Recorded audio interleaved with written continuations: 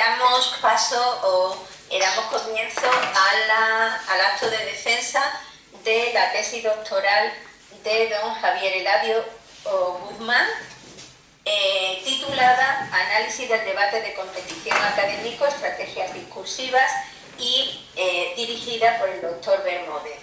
Ya tiene usted la palabra. Muchas gracias.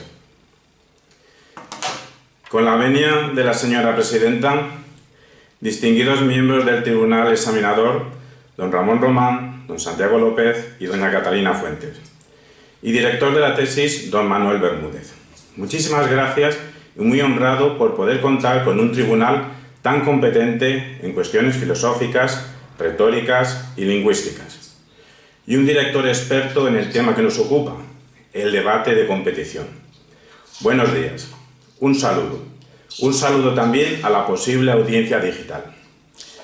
Agradezco a los tres miembros del tribunal su presencia por la inestimable oportunidad que me van a dar para aprender de ustedes, porque a buen seguro este trabajo contendrá puntos de mejora. Espero que no fallos insalvables, y aunque la tesis está ya cerrada y nada puedo hacer por enmendarla, tengo la aspiración de publicarla. De ahí que estaré atento a cuantas observaciones y críticas me puedan plantear. Ahora les atenderé en la medida de mis posibilidades, pero con mucho gusto les tendré en cuenta para mejorar este trabajo de cara a su posible publicación. Doy comienzo a la exposición de la tesis doctoral Análisis y debate de competición académico, estrategias discursivas. Con el propósito de convencerles de que esta investigación realiza una aportación en los saberes lingüístico y antropológico digna de ser tenida en cuenta. ¿De dónde procede la motivación de nuestra investigación? De nuestra práctica de cierta modalidad competitiva de oratoria, denominada debate académico. Como formador, capitán, debatiente, organizador, juez y tallerista. Y de su incorporación por nuestra parte en el aula como herramienta pedagógica de vanguardia. Básicamente, un encuentro de debate académico consiste en un intercambio dialéctico entre dos equipos, normalmente de 4 componentes, sobre un tema que saben con antelación, de antemano, alternando 2 introducciones, 2 construcciones, 2 refutaciones críticas y 2 conclusiones. En torno a los 4 minutos más o menos, según los torneos, por intervención, ante unos jueces que evalúan según los criterios preestablecidos acerca de la expresividad, el fondo y el adecuarse a unas normas. Existen otras modalidades de debate de competición, pero la que acabamos de exponer tiene un origen español, a finales del siglo XX, y a este tipo de debate es al que nos vamos a ceñir. ¿Qué queríamos investigar exactamente? Lo que intuíamos que era el eje vertebrador de todas las operaciones que se realizan en un debate académico, su componente estratégico. El componente estratégico, a la hora de preparar, escenificar y evaluar líneas discursivas en la actividad que por sus rasgos se nos presentaba como deportiva, del debate de competición. Por lo que el área de conocimiento en la que debíamos indagar y operar era el análisis del discurso en particular y la lingüística pragmática en general. Esto motivaba la ubicación de la exploración a realizar en la línea Teoría y Práctica de los Discursos del programa de doctorado de la Universidad de Córdoba de base filológica, lenguas y culturas. No encontré ningún estudio académico en las áreas de conocimiento de la lingüística pragmática, de la teoría de la argumentación y de la retórica sobre debate de competición. Dicho sintagma tampoco lo encontramos en taxonomías generales sobre los distintos tipos de discurso y géneros discursivos. Sí localicé pioneros e interesantes trabajos académicos sobre debate académico, de Alberto Barco y Guillermo Sánchez Prieto, a quienes agradezco el apoyo documental que me han dado. Desde una perspectiva empresarial, el primero, de recursos humanos, y educativa, el segundo. Recientemente han surgido manuales de debate académico muy instructivos para aprender a debatir, como el de Manuel Bermúdez y Jorge Lucena. Por todo esto, considerábamos que había no solo un vacío académico por subsanar, sino que, dada la creciente incorporación del debate académico al ámbito educativo desde la universidad hasta primaria, había una necesidad teórica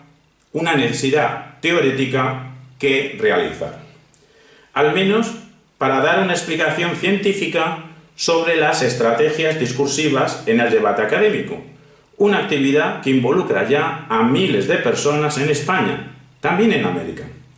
Y los trabajos universitarios deben tener un componente de servicio a la sociedad, además de a la verdad. Pero emergió una motivación más, mi propia experiencia de una década de debates. Y aprovecho para decir que tras esta exploración hay todo un corpus de datos provenientes de 30 dosieres en torno a las 50 páginas cada uno. Y esta experiencia me aportaba conocimientos sobre la riqueza y diversidad de las numerosas operaciones lingüísticas de corte estratégico que acontecen en el mundo del debate académico. De ahí que albergué también la concepción de que el juego del debate de competición en general y el debate académico en particular podría servir de modelo para el estudio del componente estratégico del lenguaje en general, pero concretando en la lengua española. La razón estaría en que el debate académico es uno de los contextos donde se interactúa al más alto nivel y ante una audiencia formada, por lo que, con la debida modestia intelectual, la aspiración también iba en la dirección de realizar un pequeño aporte en la lingüística pragmática, pero también en la lingüística hispánica, al menos por el uso de términos que consideramos deberían estar en la RAE, debatístico, conclusor, asimismo en antropología. Matización sobre el objeto de estudio, casi diríamos sobre el título de la tesis. El sintagma discurso como tipo hace referencia a cierta manera de ser en función de la temática y del auditorio. Y discurso como género hace referencia a cierto modo de presentarse en función de parcelas de conocimiento o incluso de afectividad.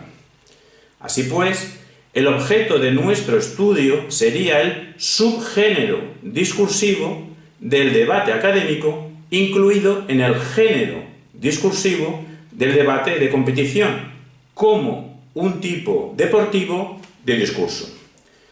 El género discursivo del debate de competición correspondería a un tipo de discurso cuya semiotización sería lúdica, reglamentada, competitiva, educativa y cívica, por lo que se podría calificar como deportivo. ¿Y cuál fue mi hipótesis de partida? La siguiente, proposición. En el modelo estructural discursivo que constituye la actividad deportiva del debate de competición académico, confluyen planes estratégicos y maniobras tácticas de índole argumentativa, persuasiva y comunicativa que trazan el contorno de un juego de lenguaje concreto con aires de familia respecto a otros tipos de discurso, pero con rasgos propios. ¿Y cómo pensábamos llevar a cabo el objetivo general de aportar conocimiento de índole estratégica al mundo del debate y el objetivo de fondo de aportar conocimiento de índole discursiva a la ciencia del lenguaje? Pues a partir de las operaciones metodológicas de introducir, delimitar, analizar. Nuestro primer objetivo de introducir, específico, lo cumplimos explicando por qué el debate de competición es deporte, cómo se implementa en el aula y cuál es su contribución para una ciudadanía democrática. También realizamos un comentario sobre un debate real, enlazado a un vídeo, para comprender esta actividad desde dentro. Nuestro segundo objetivo de delimitar, segundo objetivo específico, lo cumplimos exponiendo, en primer lugar, un análisis conceptual desde el giro lingüístico acontecido en la filosofía sobre las categorías que empiezan a definir el espacio lógico del predicado debatir en modo académico. Sistema, interpretación, análisis, diálogo, discurso, problema. En segundo lugar, y esta vez estrechando el foco en el giro pragmático, las aportaciones fecundas del análisis del discurso en torno a las categorías de signos, interacciones sociales, enunciación, estructuras en intercambio conversacional, estrategias discursivas, contexto, focalización, mecanismos discursivos, que incluyen mecanismos de textualización, mecanismos lingüísticos de persuasión, mecanismos de compromiso enunciativo, valores discursivos. En tercer lugar, atendiendo ahora al giro retórico en las ciencias sociales, desde la segunda mitad del siglo XX, las aportaciones de las más potentes renovaciones de la retórica, en torno a categorías como inferir, argumentar, convencer, persuadir, metáfora, eficacia argumentativa, auditorio, adhesión, tesis, evidencias, garantía, respaldo, reserva, probabilidad, argumentación en la lengua, instrucciones argumentativas, falacias, pensamiento crítico, informal, movimientos constructivos, reglas, marcadores argumentativos, expresividad. En cuarto lugar, prestando atención al giro cognoscitivo en las ciencias del ser humano, ciertos resultados de la lingüística cognoscitiva, relativos a categorías como funcionalismo, marcos, espacio mental, pensamiento estratégico, y en quinto lugar, aprendiendo del giro neurocientífico desde las ciencias del cerebro hacia la cultura en general, pues desde este punto de vista no podemos perder de vista categorías como cognición estratégica, atención, redes neuronales, cambiar el cerebro, circuitos neuronales específicos, patrones de activación neuronal. Nuestro tercer objetivo específico de analizar lo cumplimos primero analizando las distintas operaciones que conlleva la preparación de un torneo por parte de una comunidad de conocimiento, la ejecución de una línea discursiva amoldada a una normativa frente a otras comunidades de conocimiento ante unos agentes evaluadores que tienen que emitir un resultado deportivo en función de unos criterios sobre la interacción de dos líneas discursivas entre dos equipos y ofrecer un retorno a los dos equipos enfrentados. Segundo movimiento de cómo hicimos el análisis. Exponiendo una estrategia integral de control. 24 estrategias debatísticas generales. 24 estrategias argumentativas, algunas con subdivisiones en distintas tácticas argumentativas. 27 estrategias contraargumentativas, algunas con subdivisiones en distintas tácticas contraargumentativas. Una macroestrategia argumentativa, 8 ejemplos reales de líneas argumentativas, una actitud persuasiva general, 24 estrategias persuasivas, algunas con subdivisiones en distintas tácticas persuasivas, 16 pautas para una comunicación exitosa en debate, 11 recursos comunicativos de uso estratégico, 11 máximas de comunicación debatística, 7 objetivos estratégicos generales con sus respectivas subdivisiones, 13 recursos estilísticos comunicativos, 4 estrategias comunicativas, una actitud estratégica comunicativa general, un plan estratégico comunicativo general centrado en el encuadre discursivo, 3 tipos de encuadre que conllevan 5 estrategias y el objetivo estratégico comunicativo principal de un solo mensaje. Y tercero y último paso en el movimiento de análisis, realizando ejercicios de transducción analizando 2 debates reales enlazados a sus respectivos vídeos, aplicando lo aprendido en esta investigación. Ni el pensamiento sistémico, ni la hermenéutica, ni la pragmática analítica, ni el pensamiento dialógico, ni la teoría crítica del discurso, ni la problematología, ni el análisis del discurso, ni la teoría de la argumentación, ni la nueva retórica, ni la lógica informal, ni la lógica formal, ni la retórica intencionalista, ni la teoría de las falacias, ni el pensamiento crítico, ni la perspectiva pragmadialéctica, ni la teoría de la persuasión, ni la teoría de la comunicación, ni la lingüística cognoscitiva, ni la neurociencia han estudiado, a menos hasta donde alcanzamos a llegar y a investigar, no han estudiado ni el debate de competición en general, ni el debate académico en particular. De ahí que nosotros hemos recurrido a cierta peculiaridad textual a la hora de escribir.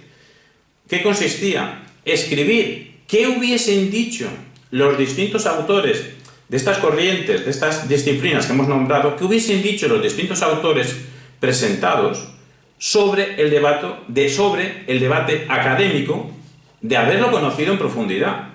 El resultado son unos fragmentos en la tesis, unos fragmentos cuya autoría no es propiamente de los teóricos referidos, porque nunca llegaron a decir eso que yo he escrito, pero tampoco la autoría realmente sería de un servidor, pues me he limitado a la proyección. Y para subrayar esta diferencia he marcado dichos fragmentos con otro tipo de letra, en concreto Arial número 11.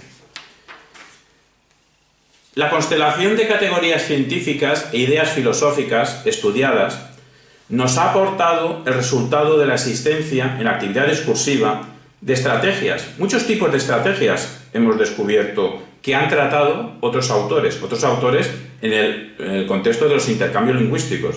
Estrategias de referencia, de dar cuenta, del marcado, léxicas, predicativas, de construcción textual, estructurales, proactivas, retroactivas, semánticas, cognoscitivas, falaces, de discusión crítica, de razonabilidad, intencionales, imaginativas, afectivas, estilísticas, de intensificación o mitigación, atencionales, de manipulación, pragmáticas, intertextuales. Así pues, la conclusión que sacamos de nuestro contorno teórico, de la primera parte de nuestra tesis, es la proposición del carácter eminentemente estratégico de los intercambios lingüísticos. Pues bien, nosotros hemos reorganizado y sintetizado toda esta batería de estrategias discursivas que han estudiado en profundidad otros investigadores, la hemos sintetizado en los tres tipos más básicos que se pueden concebir: argumentativas, persuasivas, comunicativas. ¿Por qué tres? ¿Y por qué estas tres estrategias que acabo de nombrar? Estamos hablando del mundo del debate académico. Porque todas las estrategias discursivas que vislumbramos en el debate académico, para tener posibilidad de realización, conllevan necesariamente el concierto de 1. Operaciones encaminadas a construir un discurso. 2. Operaciones encaminadas a hacer atractiva la construcción de un discurso. Y 3. Operaciones encaminadas a que la transmisión de nuestra argumentación persuasiva sea realmente exitosa. Con la siguiente salvedad: no constituyen tres módulos independientes entre sí, sino que la escenificación exitosa de una línea discursiva en un debate exige el entrelazamiento de las tres dimensiones. Esto nos lleva a la hipótesis, que no podemos justificar en este trabajo, de que, más allá de los debates de competición, toda construcción discursiva que aspire al éxito conlleva el entrelazamiento de estrategias argumentativas, persuasivas, comunicativas. La anterior tesis nos ha llevado a incluir las áreas de conocimiento de la teoría de la argumentación, la teoría de la persuasión, la teoría de la comunicación, como tres conjuntos de intersección incluidos dentro de una clase mayor, que es la retórica. Entendida esta de forma amplia, como ciencia del discurso, como área de conocimiento de las estrategias discursivas. Este posicionamiento filosófico que acabamos de enunciar creemos que se puede asumir o rechazar sin que afecte a la razonabilidad del resto de nuestros resultados. Simplemente es que es una repercusión. Sintetizando al máximo las operaciones básicas desarrolladas en el conjunto de nuestra investigación, de nuestra tesis, serían lo siguiente. Lo que vamos a decir es como el núcleo de nuestro trabajo.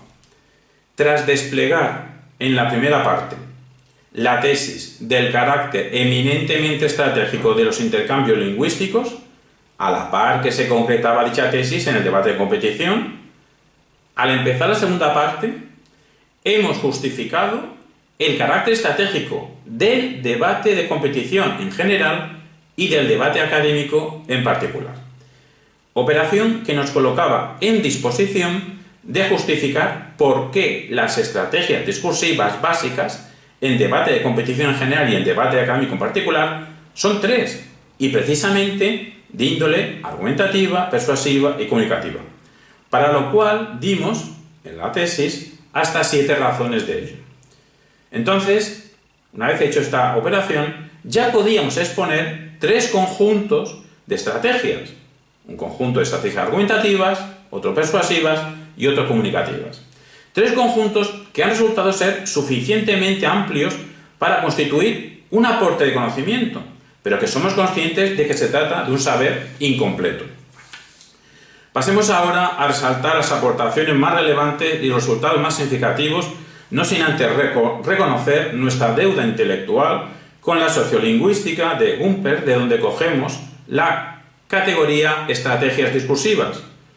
También reconocemos esta deuda intelectual de las corrientes, el materialismo filosófico, la teoría general de la argumentación de Michel Meyer, la pragmática dialéctica de Van Hemeren y las vanguardistas contribuciones a la lingüística pragmática de Beatriz Gallardo y Catalina Fuentes. Y ahora pasamos a anunciar resultados. Todo debatir en formato de competición es sopesar ante un tercero, por lo que el debate académico es un tipo deportivo de deliberación. La práctica del debate académico no es un caer en el relativismo, siempre y cuando se desarrollen argumentaciones que, aun siendo sesgadas, posicionadas, ofrezcan explicaciones relevantes. La habitual asociación en el mundo del debate entre géneros retóricos y tipos de temas que se suelen debatir en los torneos, por ejemplo, la asociación entre el género judicial sobre el pasado con el tema de las proposiciones de hecho, o la conexión entre el género demostrativo ante un auditorio espectador, eso conectado con el tema de las proposiciones de valor, o el tema retórico, el género deliberativo sobre cuestiones futuras, eso se suele conectar con las proposiciones políticas. Para nosotros, estas conexiones no hay que tomarla, esta conexión, como una ley, por 4 razones. Todos los debates académicos, todos, giran en torno a unos agentes evaluadores, a un auditorio evaluador. Segunda razón, también se puede debatir sobre la posibilidad de que en el futuro se dé cierto hecho. Tercera razón, las cuestiones axiológicas se pueden enfocar, en vez de sobre lo encomiable o vergonzoso, eso se puede hacer, pero no necesariamente, también se puede enfocar sobre su racionalidad o su problematicidad. Y cuarta razón y última, se puede juzgar políticamente hechos del pasado, y sobre el pasado también podemos juzgar artefactos culturales e incluso valores. Intuimos, y literalmente es una intuición, esto simplemente es una página de la tesis, y allí dijimos, esto es una intuición, y pusimos, no lo vamos a justificar ahora, intuimos que la concepción tradicional de argumento como encadenamiento estático de 2 segmentos, bueno, el segmento del argumento y el segmento de la conclusión. Esa concepción, pues eso admite una concepción más en consonancia con los intercambios lingüísticos, como la concepción que nosotros intuimos, que es emergencia dinámica de un solo segmento. Otro resultado sería: discrepamos de la asociación de que el debate de competición cae bajo el paradigma principalmente de la comunicación, cuando caería bajo el paradigma de la argumentación, pero no argumentación en general, sino argumentación que se pretende comunicar de forma persuasiva. Hemos comparado también las psicodinámicas de las interacciones en el debate de competición con las psicodinámicas de las culturas estrictamente orales, llegando a la conclusión de que las clases mundo del debate y cultura oral mantienen una intersección entre sí en torno a 3/4 partes de sus rasgos.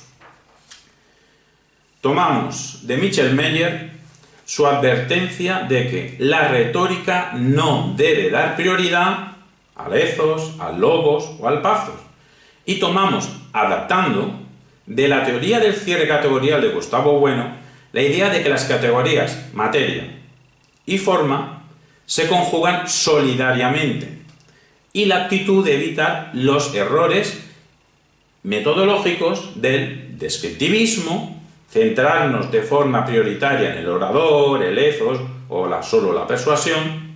Otro error sería metodológico el teoreticismo, centrarnos de forma prioritaria en el mensaje, el logos, la argumentación. Y otro error sería el adecuacionismo, centrarnos de forma prioritaria en el auditorio, el pathos, la comunicación.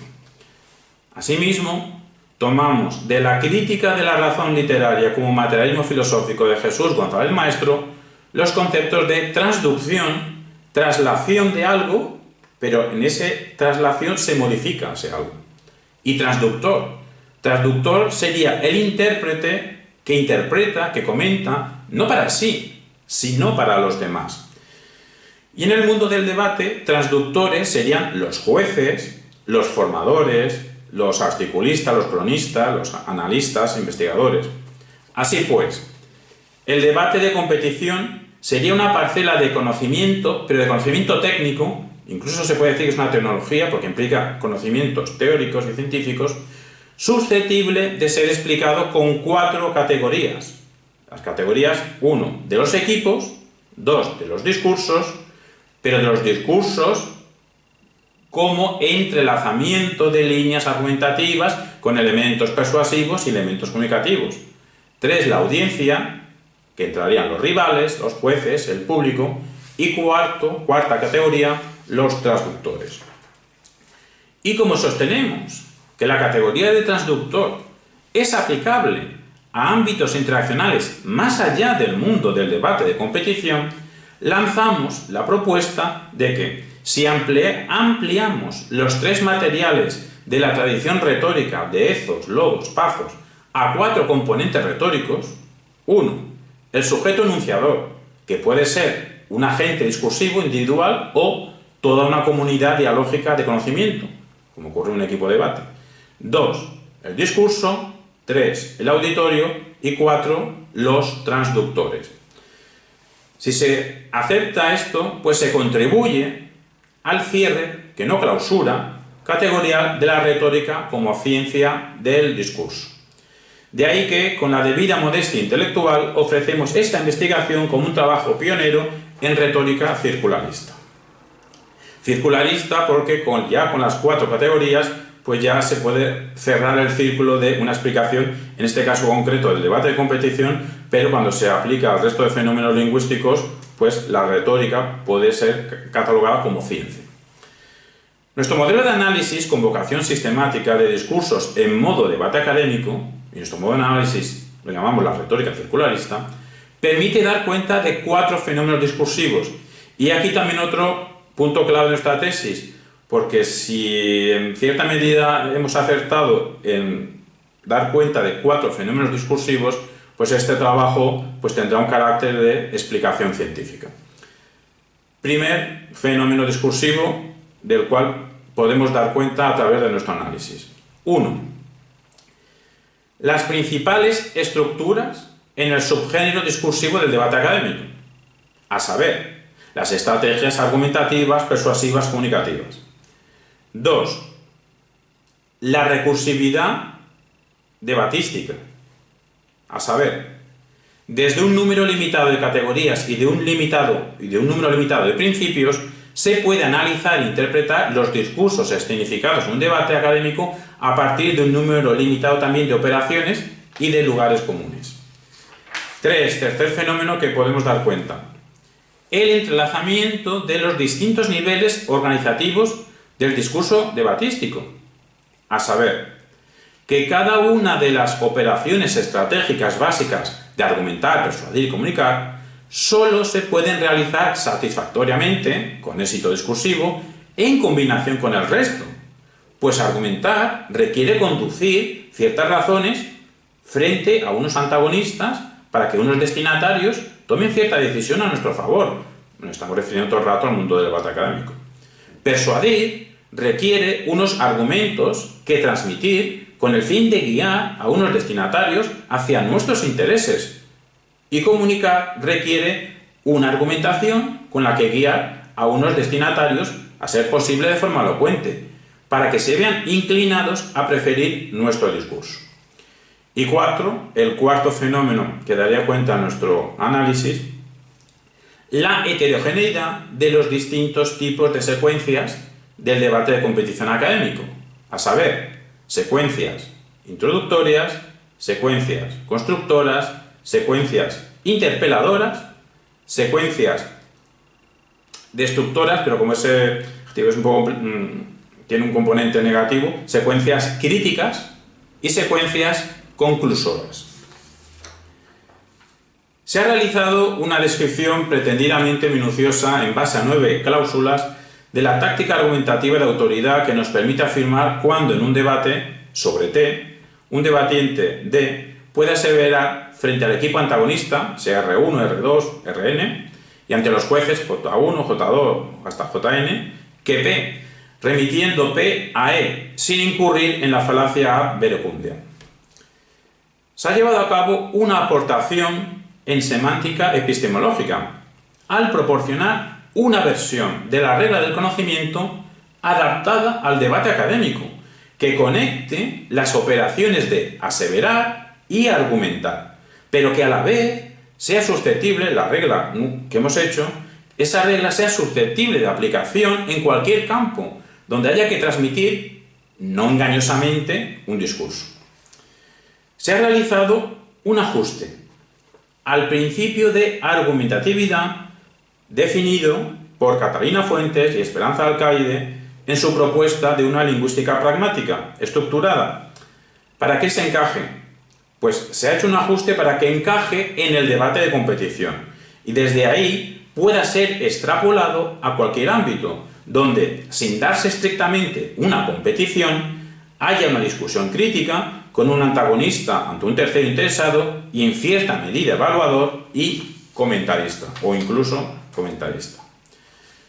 Nuestra retórica circularista, aparte de añadir el cuarto material retórico del transductor a los 3 tradicionales de orador, discurso, audiencia, postula 3 dimensiones en el ámbito retórico, que serían la ordenación sintética más sencilla que hemos podido concebir de la multiplicidad de estrategias discursivas.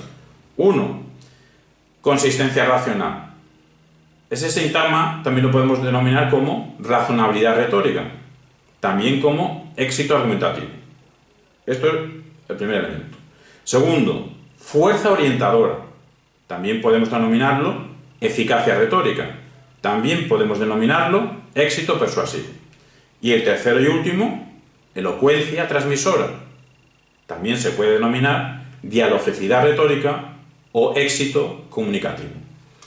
Así pues, lo que consideramos bagaje debatístico, pues podría ser un sintagma equivalente a competencia retórica o éxito discursivo.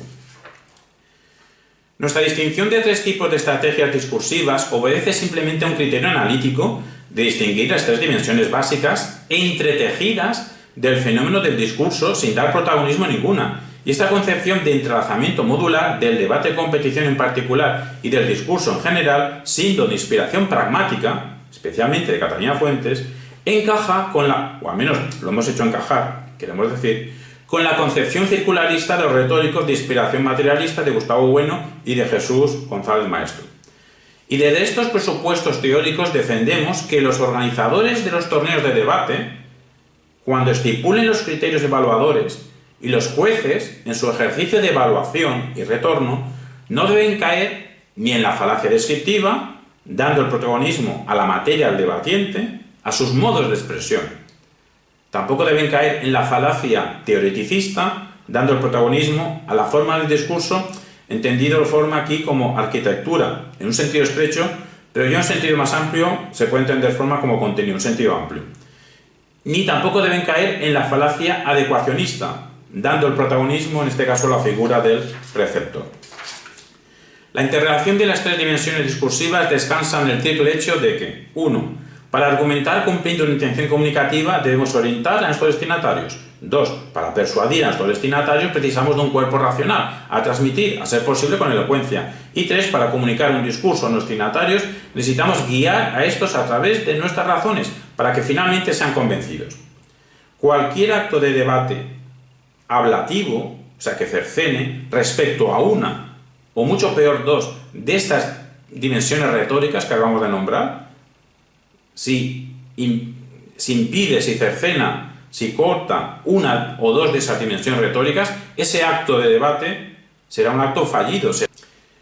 También hemos discutido la dificultad que emerge de sospechar que el objetivo de los procesos argumentativos, convencer, puede alcanzarse también a través de mecanismos no estrictamente argumentativos, o al menos no prototípicamente argumentativos, sean de otro tipo, objetual, manejando objetos con golpes de efecto, de tipo icónico, manejando imágenes, de tipo perceptual, haciendo una escenificación, de tipo intuitivo, apelando a las intuiciones del auditorio, o sea, apelando a golpes de efecto, imágenes, percepciones, imágenes. Esto es una discusión que hemos tenido y dejamos ahí en el aire de que a lo mejor el prejuicio de que solo se convence argumentando, a lo mejor eso hay que discutirlo porque el objetivo final es convencer, sea con argumentaciones o con otros modelos, a lo mejor mecanismos no prototípicamente argumentativos. Asimismo, hemos ofrecido un modelo más amplio, un formato de cómo realizar torneos de debate, cómo competir, un formato más amplio de debate académico, una propuesta que se puede aceptar o rechazar. Simplemente es una repercusión de nuestra creencia de que el extraordinario nivel al que se ha llegado en debate académico precisa más tiempo para desarrollarse en plenitud.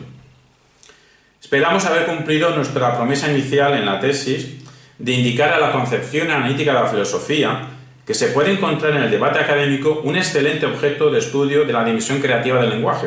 Lo decimos porque dicha concepción analítica de la filosofía pues ha estudiado muy bien otras dimensiones del lenguaje, dimensiones sintácticas, dimensiones semánticas, dimensiones pragmáticas, pero la dimensión creativa del lenguaje, la concepción analítica de la filosofía, pues no la ha tratado, al menos en profundidad. En modo alguno creemos tener con nuestro trabajo la última palabra sobre el fenómeno analizado, pero sí el punto de partida para nuevos proyectos. Decíamos en la introducción de la tesis, en el primer párrafo, que el lenguaje consiste básicamente en argumentar. Prejuicio de partida que en el transcurso de la investigación se ha ido transformando en la siguiente tesis antropológica. Cuando actuamos estratégicamente, operamos entrelazando argumentación, persuasión y comunicación. La cuestión ahora sería saber cuándo no actuamos estratégicamente. ¿El ser humano como debate? ¿La vida como sucesión de paréntesis entre debate y debate? Y ya lo penúltimo que voy a decir son unos agradecimientos rápidos, evidentemente a Manuel, nuestro director, a SECA Alborán, nuestro colegio, por la oportunidad que nos ha dado de trabajar en debate, y agradecimiento que concretamos en su director actual, Luis Carlos Jiménez. Agradecemos a todos los debatientes que hemos tenido que, al formar nosotros a ellos, en realidad nos han formado ellos a nosotros, y evidentemente el agradecimiento especial pues para la familia, para Susana, nuestra compañera en la vida, y mis padres, Cecilio y Carmen. Y cierro ya. Si en abril de 2002 cerrábamos nuestra primera defensa doctoral sobre la intencionalidad artística con la sentencia "Yo soy yo y mis intenciones realizadas", ahora, en abril de 2021, damos finalizada esta con "Somos más competentes en comunidad, construyendo intencionalidad discursiva". Muchas gracias. Muchas gracias, Javier. A continuación, pongo el micro, a continuación tiene la palabra el doctor Santiago López Navia, que le comunicará las observaciones que la lectura de su trabajo le ha sugerido. Tiene usted la palabra. Muchas gracias, Presidenta. Quiero que mis primeras palabras sean de enhorabuena, de felicitación sentida, tanto al doctorando como al director de la tesis, porque es muy evidente que el doctorando ha defendido un trabajo brillante, un trabajo de altura, un trabajo riguroso y desde luego muy autorizado. Y estos hechos que constato se han trasladado muy claramente a la defensa, que ha sido brillante e igualmente autorizada. Veo que, y lo veo con satisfacción, el doctorando manifiesta un conocimiento muy aquilatado, conocimiento fruto no solo de su experiencia, sino algo más importante. Cuando una tesis doctoral tiene también, como es el caso, una dimensión didáctica, que es su reflexión sobre la experiencia. Me parece un trabajo especialmente interesante, precisamente por todo cuanto toca a la aplicación.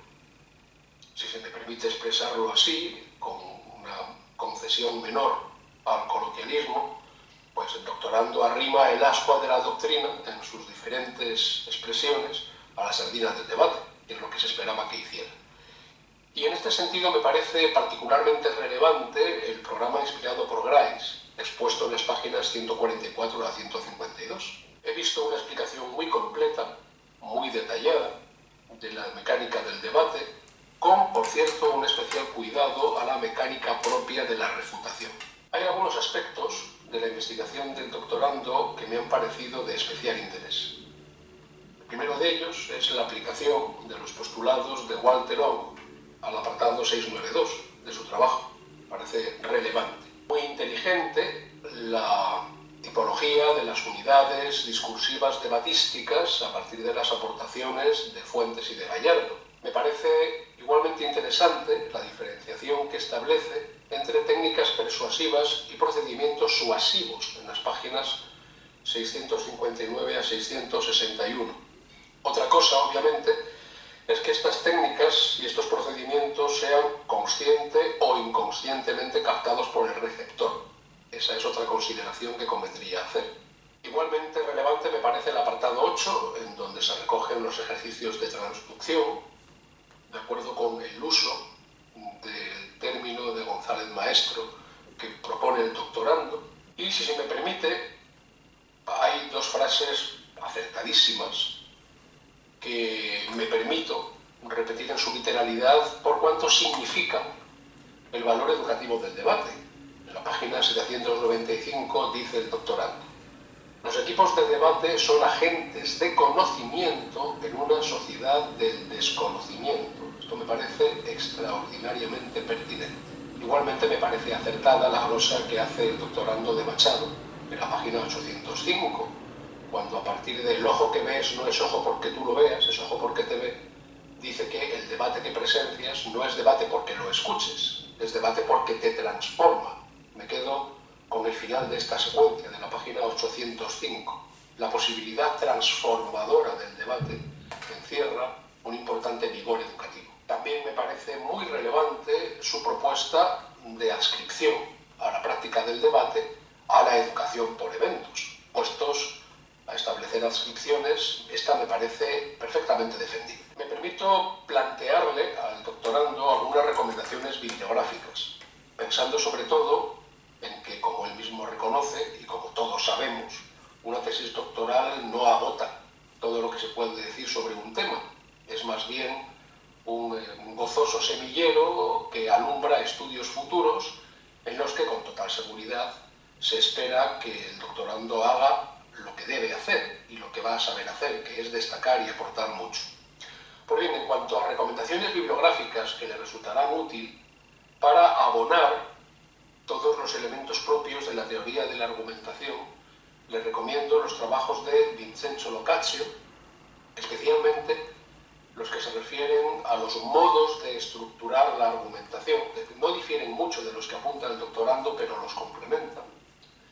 Igualmente los trabajos de Adelino Catani y los de Huberto Marrot, y por lo que respecta a los aspectos pragmalingüísticos de la cortesía, que son muy pertinentes en el debate, les recomiendo los trabajos de Henk Haverkate, el holandés especializado en pragmalingüística, y particularmente en el caso que nos ocupa a la dimensión de la cortesía en el ámbito del debate. No sé hasta qué punto, pensando también en la publicación del trabajo, son necesarios los frecuentes cambios de letra a los que acude. También le animo a que aligere un poco la redacción de los párrafos, en algunos casos son demasiado largos. Repare el doctorando en que incluso en algunos casos hay párrafos que se extienden a lo largo de 2 páginas. Y un uso tan simpático, por cierto, como a veces tortuoso del paréntesis, resulta quizá revisable. ¿En qué aspectos invito a profundizar al doctorando con la absoluta seguridad de que está en las mejores condiciones para hacerlo? ¿Hasta qué punto las reglas de la argumentación ideal de Van Emeren y Grotendorff son efectivamente compatibles con las singularidades de un debate de competición? Partiendo de la base de que, como muy bien sostiene el doctorando, el debate de competición tiene un carácter ficcional. Pues bien, ¿hasta qué punto, digo, las reglas de la argumentación ideal de Van Emeren y Grotendorff, por las que yo me batiría en duelo a primera sangre, son efectivamente compatibles con las singularidades de un debate de competición? ¿Por qué digo esto? ¿Y en qué medida invito a reflexionar al doctorando a propósito de lo que le sugiero? Por ejemplo, en la observación número 3 de la página 340, usted da cuenta de un riesgo real en el debate académico de competición, cuando dice que la intención de vencer puede servir para justificar ciertas artimañas retóricas. O, por ejemplo, en la página 398, en el mismo sentido y a propósito de las conclusiones, usted se refiere con acierto, al riesgo de que alguna de las partes, y aquí tomo la confusión simpática que usted tuvo antes cuando habló de parte en lugar de deporte, lo cual quiere decir que el debate también es una actividad de parte, no solamente un deporte, de que alguna de las partes pueda afirmar algo que la otra no llegó a afirmar. Esto contraviene precisamente la tercera regla de Van Emeren y Grotendorff, ¿de acuerdo? Lo mismo cabe decir de las estrategias de atacar lo accesorio y de distorsionar los argumentos. Aquí puede tener usted una posible beta de investigación y de profundización.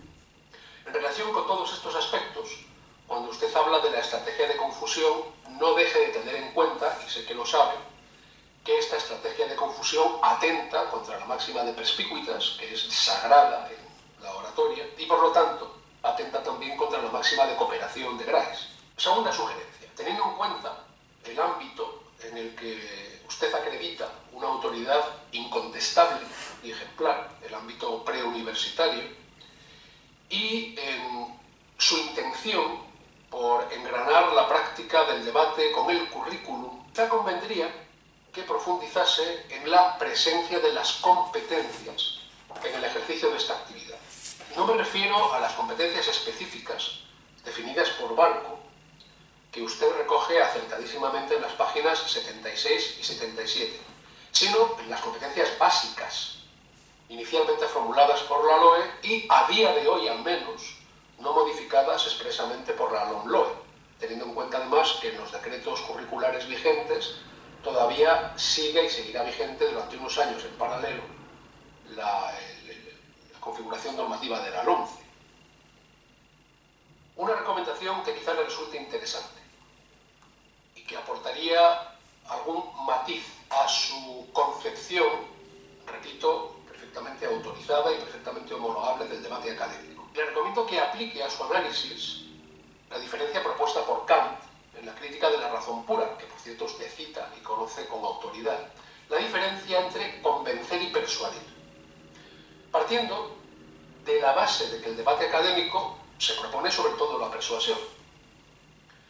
En la página 639, a tiempo de hablar de los mecanismos persuasivos necesarios, usted entiende, cito literalmente, que la presencia de la racionalidad es ineludible a la hora de debatir. Bueno, siguiendo a Kant, yo le invito a considerar el criterio de razonabilidad más que el criterio de racionalidad, toda vez que la persuasión se adscribe al ámbito de lo razonable, quedando para la convicción el ámbito de lo racional.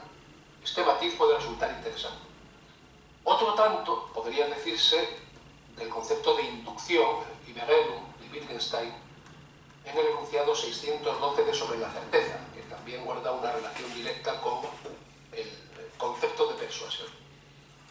En esta misma línea, y siguiendo con Kant, en este caso con su crítica del juicio, conviene aplicar la categoría de la sugestión a lo que usted tan acertadamente desarrolla en las páginas 695 y 696, en donde habla, cito literalmente, de debatir afectivamente, toda vez que los estados afectivos son manipulables.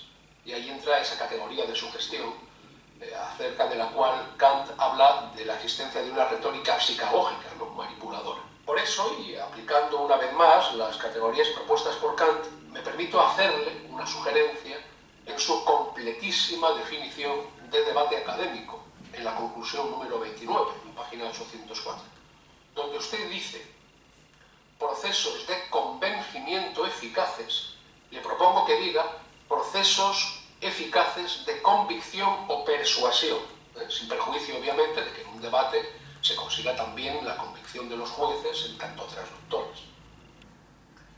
Otra interesante sugerencia, tal y como yo entiendo que su tesis debe alumbrar una práctica educativa imprescindible. El sistema vive cacareando sobre la necesidad de formar a los estudiantes preuniversitarios. No hablo ya de los universitarios que llegan a la universidad absolutamente ayudos de habilidades comunicativas, hablo de los preuniversitarios. El sistema vive cacareando la necesidad de fomentar las capacidades comunicativas, particularmente de la oralidad. La realidad demuestra que pasar de las musas al teatro es casi un arcano. Usted tiene en sus manos la posibilidad de sugerir la aplicación educativa de la práctica del debate. Por eso, pensando en la aplicación de sus postulados por parte de otros docentes, le animo vivamente a ejemplificar algunos contenidos valiosísimos. Por ejemplo, los tipos de argumento descritos en el apartado 728, las estrategias comunicativas, argumentativas y contraargumentativas y las persuasivas. No deje usted de profundizar aduciendo ejemplos que ilustren estas estrategias, pensando en la aplicabilidad y en la dimensión educativa de sus postulados. Y también le animo, y acabo, a desarrollar más el punto 7447 y el subapartado 745, que tiene que ver, vuelvo a ello, con la máxima nuclear de perspicuitas propuesta por Cicerón y Quintiliano. Estoy absolutamente seguro de que el doctorando, a quien reitero mi felicitación, igual que la hago extensible al doctor Bermúdez, en tanto director de esta tesis, estoy seguro, digo, de que el doctorando va a cumplir el compromiso que suscribe en la página 803, concretamente en su apartado de conclusiones, donde habla de persistir en el futuro en las cuestiones que deja abiertas. Por la parte que a mí me toca, agradezco que lo siga haciendo y le garantizo que lo espero con enorme interés. Muchísimas gracias y devuelvo la palabra a la señora presidenta. Muchísimas gracias, doctor López Navia, por su valoración y sus observaciones al doctorando. A continuación tiene la palabra el doctor Román Alcalá, que le expresará su evaluación. Tiene usted la palabra. Muchas gracias, señora presidenta.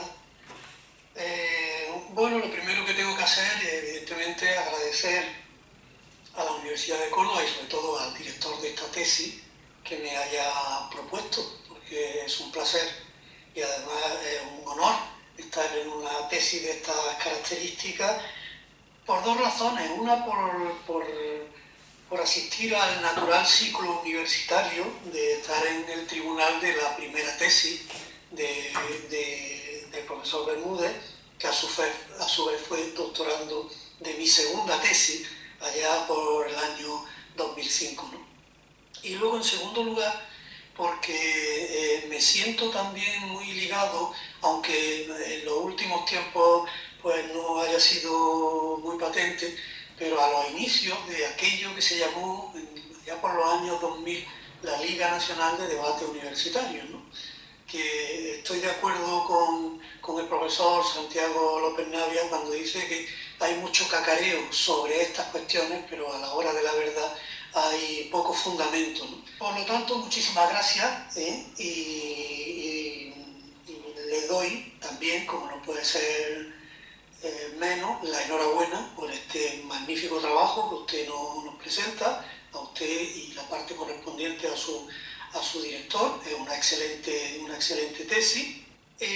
Bueno, usted ha hecho una tesis de las antiguas, ¿no? 826 páginas que yo me he leído. Me tengo que decir que por encima la bibliografía, desde la 809 a la 820, a la 826, digamos, me la he leído por encima, pero el resto le he puesto muchísima atención por dos razones. Una, porque me interesan mucho todas las cuestiones de la retórica, y en segundo lugar, por la cuestión del debate universitario al que me siento muy unido. Estas son tesis que nos gustan porque su trabajo, desde el principio se observa una madurez que hay otras tesis que no tienen, se lee muy bien, está bien redactada, con un estilo personal. Coincido con el profesor Santiago López en que hay algunos párrafos que son excesivamente largos. Él ha puesto dos ejemplos, yo le podría poner muchísimo. A mí no es que me molesten los párrafos largos, ¿eh? Los párrafos largos son señal de que el doctorando sabe lo que hace, ¿no? O sea, que no utiliza solo esos parrafitos cortos tan propios de los estudiantes universitarios. Su tesis es muy ambiciosa, evidentemente, y esto no es negativo. O sea, que usted trata sobre el debate en un sentido amplio y luego después pues llega a cuestiones particulares como es el debate académico, el debate universitario académico. En la página 53, por ejemplo, usted dice: debatir asiduamente significa cambiar el cerebro. O sea, una propuesta más extraordinaria, digamos, más fundamental de lo que es todo, ¿no? De lo que es el pensamiento, el lenguaje y la relación del pensamiento y el lenguaje con el mundo, pues digamos que el debate, la argumentación, la persuasión, el convencimiento, pues es, digamos, básicamente uno de los elementos propios de la filosofía. Y luego después está la segunda parte de su trabajo, que es el debate de competición, como muy bien le ha dicho el profesor Navia, del carácter funcional, el juego académico, el deporte académico que tiene el debate de competición. Pero claro, el debate es mucho más, y entonces usted mismo se da cuenta, ¿no? O sea que cuando, por ejemplo, nos propone el texto de Merleau-Ponty, donde dice la verdad está por hacer y se hace con el otro, o cuando nos propone otros textos de Emilio Lledó, de muchos autores. Digo esto porque se observa en su tesis que oscila constantemente entre estos dos grandes supuestos, ¿no? Y a veces no terminamos bien de centrar. Está claro que en la segunda parte usted lo centra bien. Digamos que ahí es donde usted tiene las mayores fortalezas, donde usted tiene las mayores habilidades. Está claro que tiene una competencia técnica en el ámbito del debate y lo demuestra, ¿eh? Y además creo que es pionero, porque hay pocos trabajos sobre esta cuestión. Tiene usted que olvidar la primera parte de esta cuestión. Por eso yo le recomendaría primero que si la tesis la va a publicar, y además por eso todo lo que yo le voy a decir es en la línea de lo que usted ha dicho, no son observaciones que lo que intentan es mejorar para la publicación de su trabajo, que le digo, es excelente, ¿no? Lo primero que tendría que pensar o repensar es el título. O sea, el título de la tesis no le hace honor a su trabajo, ¿no? O sea que el título de la tesis está muy restringido a la segunda parte, ¿no? Análisis del debate de competición académico, usted la titula así, pero hay 400 páginas en las que ese trabajo es muchísimo más amplio. Las 400 páginas que usted le dedica al análisis del discurso en un sentido general, desde la 92 hasta la 357, tienen, digamos, una enjundia, un carácter científico que tendría que verse reflejado también en el título, ¿no? A no ser que usted esté pensando publicarlo como dos partes separadas una de otra. Es decir, que la primera parte, además, la parte más me ha interesado a mí ha sido esta primera parte por razones lógicas. ¿Por qué? Porque sabía de su trayectoria. Sé que en la segunda parte es donde usted se expone más claramente, en donde ahí usted nada como un gran pez en el agua, porque pues, digamos que se nota esa competencia, ¿no?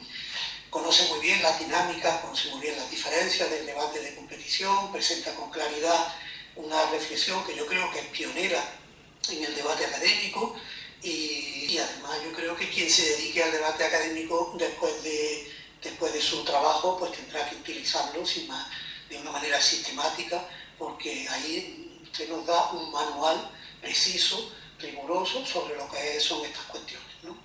Pero sí que es verdad que la tensión que hay entre estas dos partes de la tesis debería de revisarla un poco, ¿no? Porque a veces usted mismo oscila entre el primer objetivo ambicioso y científico del análisis del discurso y del debate como una fórmula filosófica en un sentido general y la segunda parte, el segundo objetivo, que es el debate de competición. Reglas determinadas, porque es un juego, porque es un deporte, porque es una estrategia. Entonces, si no resuelve esa tensión, pues cualquier publicación pues, va a estar marcada por esa ambigüedad que tensiona su trabajo y lo debería de dejar claro, ¿no? Tiene una conclusión en la parte primera de 300, de 400 páginas, usted me hace 3 líneas, ¿no? Usted hace un análisis de todo lo que son las teorías del lenguaje, retórica. Sí, me parecen mejor las conclusiones generales, ¿no? Usted ya ahí ha puesto punto por punto las conclusiones de toda su tesis, ¿no? Que al ser una tesis, ya le digo, una tesis amplia y excelente, yo me hubiese atrevido a hacerlas por capítulos, de tal manera que para un lector, que los hay, ¿no? Un lector vago, pues pueda irse a las conclusiones y leyendo sus conclusiones hacerse una idea o comprarle con posterioridad el libro, ¿no? Leyendo las conclusiones se puede hacer una idea de su tesis. Básicamente lo que tendría que decirle ya se lo he dicho, por lo tanto, de nuevo le doy la enhorabuena por este trabajo y se lo hago extensivo también a su director. Vuelvo la palabra a la señora presidenta.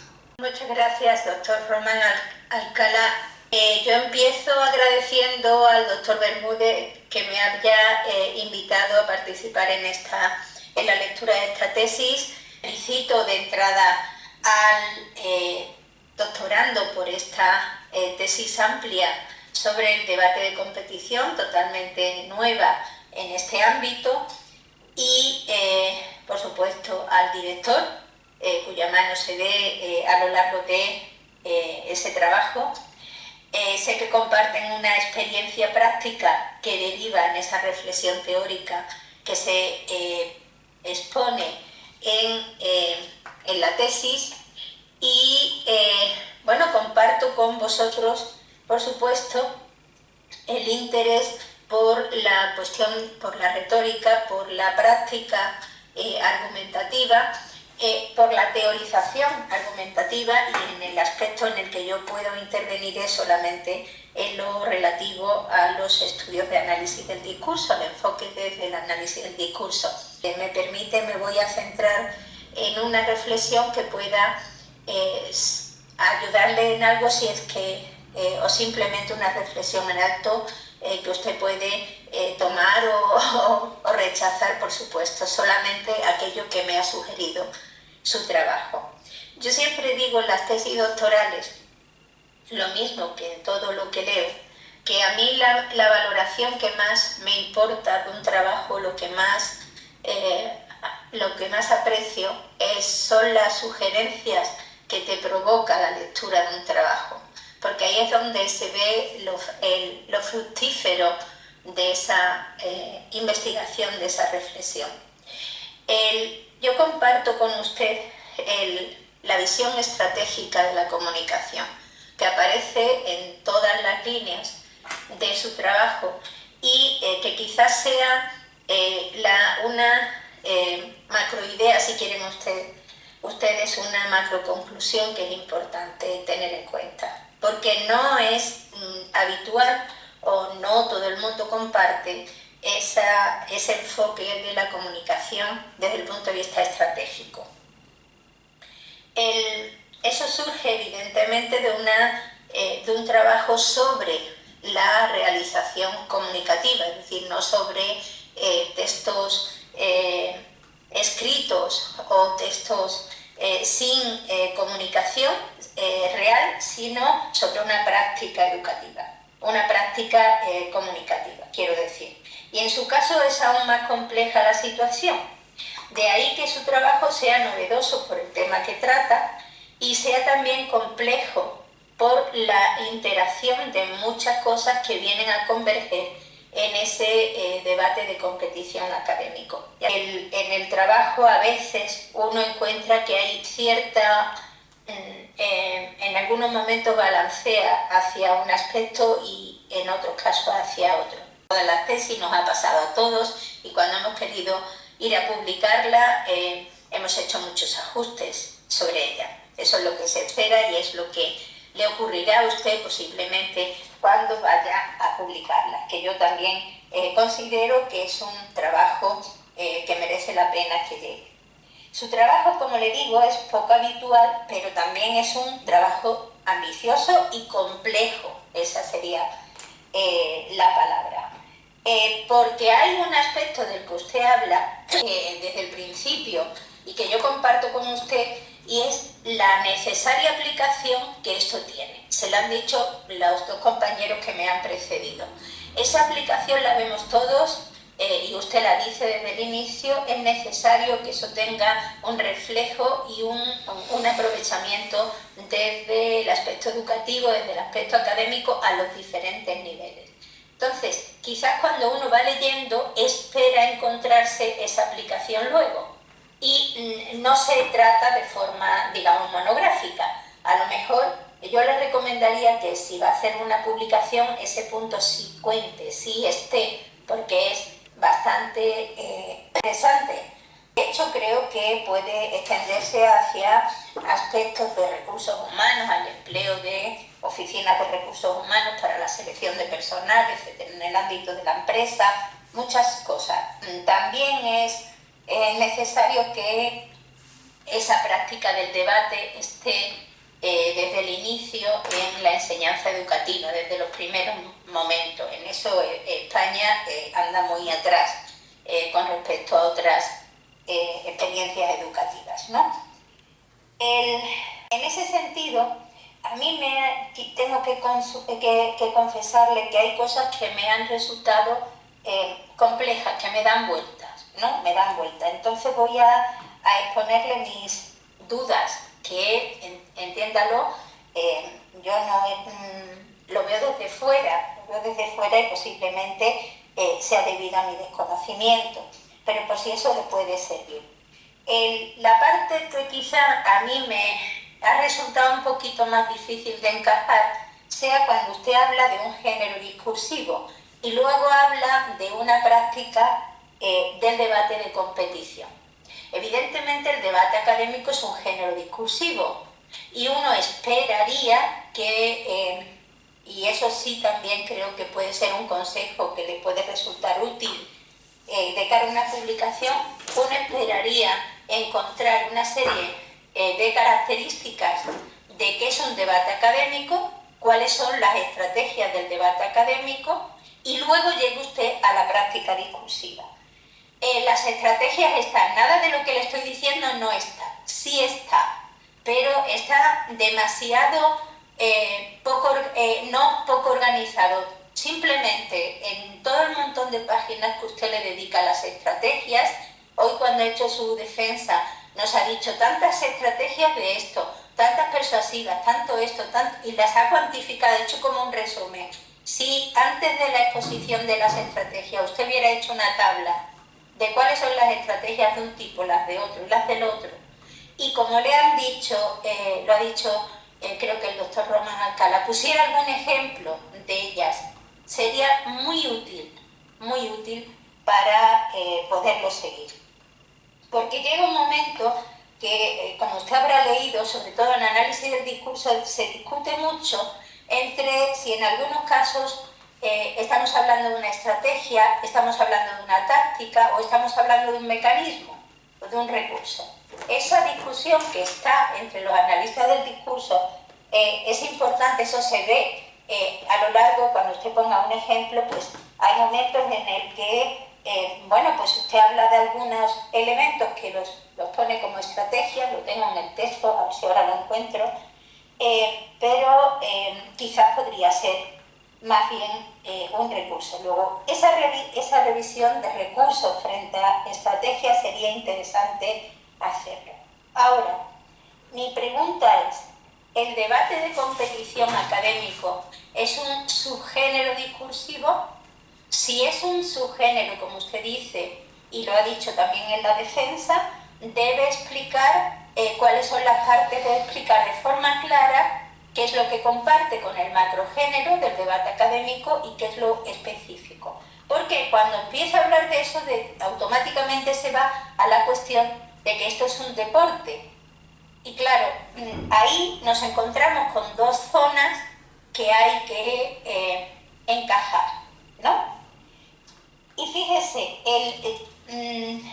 digo porque a veces el lector que no comparta su experiencia, su amplia experiencia en ese campo, pueda no entender bien cuál sería el límite. ¿Qué viene de la parte competitiva, de la parte de deporte, que sí es totalmente estratégica y totalmente persuasiva, frente a la parte argumentativa? Entonces, fíjense, una persona que trabaja como yo en el caso de los géneros discursivos o de la argumentación, para mí es una dimensión discursiva, una dimensión de los discursos, espera ver, y se lo han dicho algunos de mis compañeros, más detallada la propia estructura argumentativa, lo que es la estructura de la argumentación, y en ese sentido pues puede ayudarle también aspectos y aportaciones como las del Vincenzo Locasio.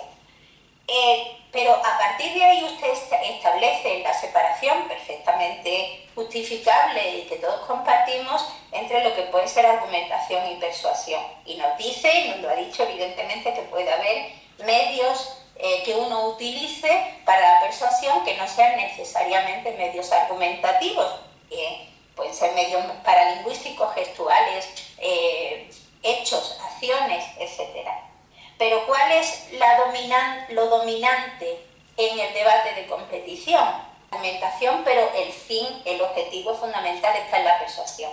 Y cuando uno intenta hacer un resumen de todo eso y las aportaciones que eso puede tener, como usted ha dicho, a la ciencia del discurso, a la retórica, como en un sentido más general, usted lo ha resumido en una estructura que dice que dentro de una retórica circularista, creo que he tomado nota bien, en el que aparece sujeto, enunciador, discurso, auditorio y transductores. No sé si me he dejado algo.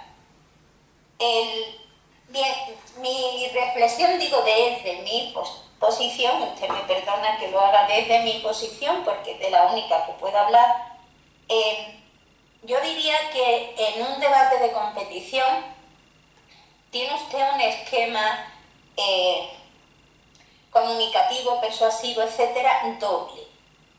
No se trata de, digo yo, pienso, si yo tuviera que analizarlo, yo vería que el debate, la argumentación se establece entre los dos equipos, y ahí tiene usted una estructura de argumento, conclusión. Yo metería ahí otros elementos como marco argumentativo, modificadores, calificadores, como usted le diga, la verbalización o no de los topois o garantes, la fase argumentativa, es decir, esa estructura es más compleja. Y eso es importante que lo se establezca porque muchos de esos elementos, en principio, que son elementos, si quieren ustedes, satélites de la parte nuclear, que es argumento-conclusión, son muy importantes para la persuasión.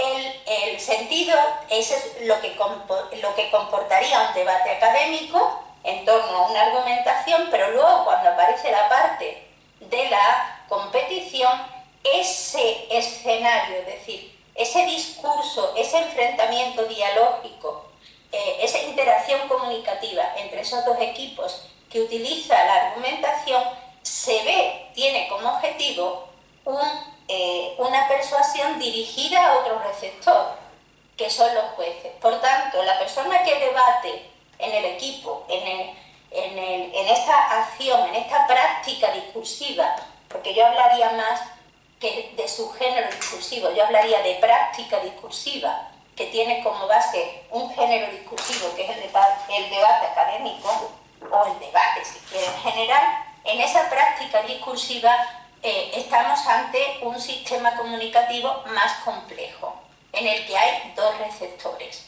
Y los jueces no van a valorar solo cómo han realizado los enunciadores del equipo A y cómo los ha hecho el equipo B, sino hasta cierto punto cómo han reaccionado el auditorio del otro equipo, del equipo contrario, en el sentido de si han recibido, se han visto afectados o no afectados, para poder valorar la fuerza de esa argumentación. Yo utilizo un argumento contra otro y es posible que el otro equipo, ante su reacción de sorpresa, el juez que está evaluando diga, pues esto les ha dolido, ha sido eficaz, etcétera, la estrategia como tal, ¿no? Creo que en ese doble esquema puede resultarle más explicativo. Yo cada vez creo menos que la comunicación sea una cosa lineal y una cosa sencilla. Creo que en el momento que uno empieza a hablar, lo mismo que cognitivamente es una acción súper compleja en tiempo real, es una acción, la acción comunicativa también lo es. Y el análisis, como usted enfoca, no puede ser un análisis simple, es un análisis siempre complejo. ¿En qué podría, yo le diría, no sé si le podría servir, tenga usted en cuenta también la cuestión de la cortesía? Eso implica, yo se lo recomiendo también, por supuesto, porque eso es fundamental, ¿no? Eso implica que si nosotros estamos partiendo de una práctica discursiva, es decir, de una interacción comunicativa real, en esa interacción comunicativa, como está indicado muy bien, que es importante tener en cuenta al auditorio, incluso a los transductores, es decir, los jefes, es decir, yo tengo un doble auditorio ahí, que tiene un doble juicio. Yo tengo, igual que una persona cuando comunica en cualquier situación, tengo que tener en cuenta cuáles son las reglas de esta negociación y cuál es tengo que hacer como una persona que está planeando la guerra, ¿no? Un ataque, pues tengo que generar una estrategia y tengo que tener en cuenta cuáles son mis posibilidades de éxito. Y en virtud de eso establezco mi forma de tratamiento del otro. Ahí es donde funciona la cuestión de la cortesía y de la descortesía. Pero la cuestión de la cortesía y la descortesía descansa sobre un presupuesto en Goffman, que es cómo se construye la identidad en un encuentro público. Y ese concepto de que Brown, Levinson, etcétera, tomaron en la cortesía solo en el aspecto de imagen social, en el sentido de cómo se ve atacada o no, o se ve alabada esa imagen social, es más complejo. Sobre todo cuando uno está en un discurso público.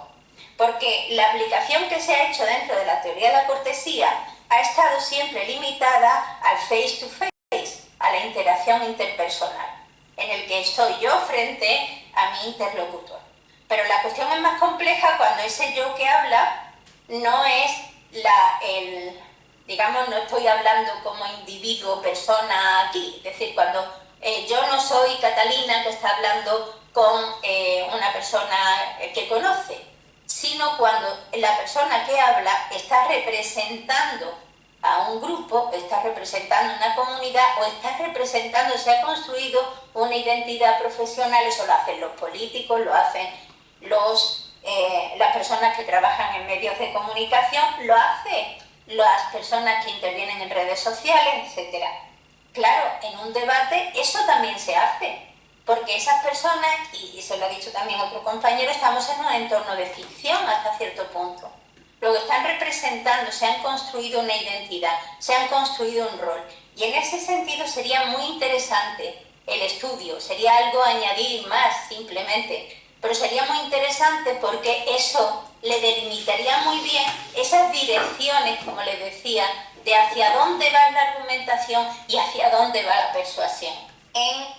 Y eso le lleva a otras cosas también, a los roles admitidos dentro de esa comunidad. Es decir, puede que haya estrategias que en el mundo, no sé, que en Europa se utilicen, que no se utilicen del mismo modo en otros lados. Hay estrategias que en España nosotros no podemos utilizar o no utilizaríamos del mismo modo y sí en otros países, y eso lo vemos los políticos.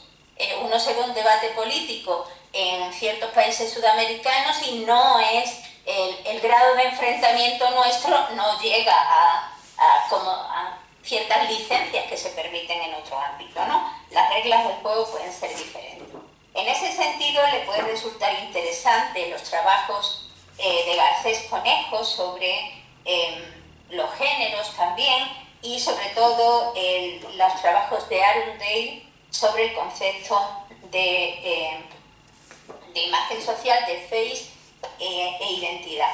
Nosotros lo trabajamos dentro de mi grupo, a partir de ahí lo trabajamos en los medios de comunicación, en un libro que editamos que se llama Imagen Social y Medios de Comunicación, creo que se llama así, un libro de 2013, en el que intentamos hacerlo, participamos, vimos diferentes roles en medios de comunicación, sobre todo en televisión. Luego eso nos ha servido mucho para otros campos y conforme me voy acercando, en mi caso al menos, a otros campos comunicativos, me voy dando cuenta cada vez más de la rentabilidad que tiene ese concepto. Desde mi punto de vista, supera en cierto modo al concepto de cortesía, ya que está en su origen, ¿no? Bueno, eso en la parte de la estructuración del trabajo debería haberla sopesado un poquito más, porque no es habitual que uno encuentre una introducción que tenga 90 páginas. Digamos que podría haberlo segmentado mejor, ¿no? Usted lo separa en parte primera y parte segunda. Las conclusiones, pues sí es verdad, están menos sopesadas, sí, las generales. La parte de dentro sí vemos esa organización, pero no se ve en el índice. Entonces a veces uno se pierde. Lo de haber puesto las tablas, como le digo, hubiera ayudado muchísimo, y si eso lo hace usted para la publicación sería de gran ayuda. Los puntos y comas, aunque sean rentables, a veces son un poco, digamos, actúan en nuestra contra, ¿no? Son un poco nuestros enemigos, porque si el discurso es excesivamente largo, la persona no puede respirar bien y eso la agota, no se queda clara con su idea. Por tanto, revíselo para facilitar la lectura. Por supuesto, no llegar a esos parrafitos de 3 líneas o 4 líneas, porque eso ya es justo el extremo contrario, ¿no? Lo de los paréntesis, cuando usted hace como una especie de curso y lo pone entre paréntesis, a lo mejor podría llevarlo a nota o indicarlo de otro modo, pero no es la práctica escrita habitual en el contenido, que por supuesto supera lo que uno puede exigir en una tesis doctoral. En caso de cuando usted hace lo que habitualmente suele ser un estado de la cuestión, una expresión un repaso sobre las teorías que se han acercado, evidentemente ninguna al debate académico de competición, como usted ha visto, ¿no? Ninguna de ellas. Y ha ido usted viendo, y la verdad es que se agradece mucho un repaso tan detenido sobre diferentes aportaciones y en qué sentido usted puede aprovecharlas. Quizás hubiera sido también necesario que al final de todo ese repaso, de toda esa revisión, pues concluyera con cuáles son las aportaciones fundamentales dentro de el campo del análisis del discurso o el campo de la pragmática o del análisis crítico del discurso, etcétera, ¿no? Que en unas cuantas líneas. Eso daría una idea general de qué aprovechado usted ha ido aplicando al debate académico de las teorías de ello, utilizando lo del cambio de letra para hacer eso, pero quizás hubiera sido necesario plantearlo de forma más general, aunque sea al final decir lo más rentable para mi tema son estas ideas, son estas otras, o hacerlo de forma más global, más que de esa manera más detenida. Y con respecto usted se refiere muchas veces al trabajo de lingüística pragmática, en mi caso, ¿no? El trabajo sobre mecanismos de la persuasión sí lo hicimos entre Esperanza Alcaide y yo, pero la parte de la metodología lingüística pragmática no es de la doctora Alcaide, ya no sé ni siquiera si comparte la teoría, entonces en ese sentido pues es una corrección, ¿no?